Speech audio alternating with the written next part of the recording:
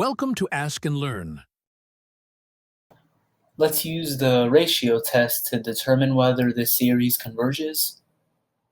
So first of all, over here, we see our nth term. This will be our an. So we go to the formula for the ratio test. Absolute value an plus 1 over an.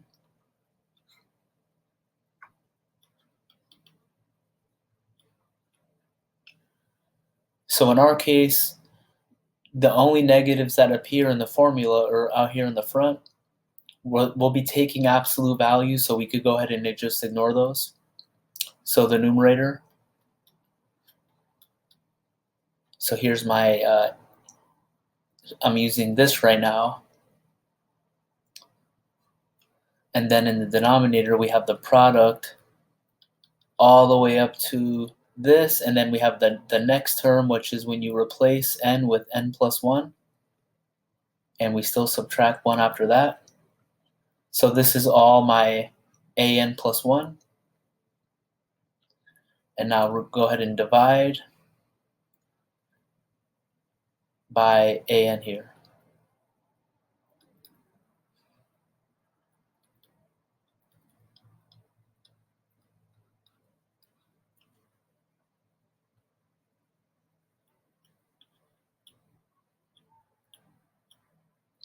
So now let's go ahead and take that blue fraction and just flip it over and multiply it.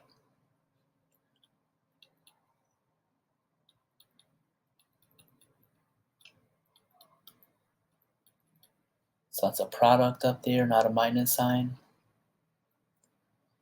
And then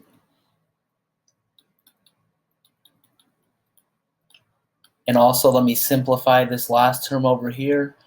If you multiply that out, you'll get 2n plus 2 and then minus 1. And now, looking at this first fraction here, use the fact that n plus 1 factorial is the product of the first n plus 1 natural numbers. But if you combine the first n, you can write that as n factorial times n plus 1.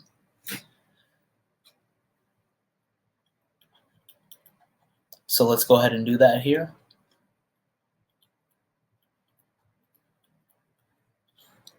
And the reason for doing that is we get nice cancellation here. And also, you can see for the second fraction that we could cancel all the way up to 2n minus 1. And this is why it was helpful in the previous step that I wrote not just the final term of an plus 1, but I wrote the previous term. Because had I not written that, it wouldn't appear over here, and it might be difficult to see how much you could actually get away with canceling with these two terms here. Okay, so now we're just left with 1 over 2n plus 1. So finally, limit n plus 1, 2n plus 1. Use L'Hopital's rule if you'd like. You get 1/2, which is less than 1. So we conclude that the series converges. Absolutely. But in this case, they just wanted conversion.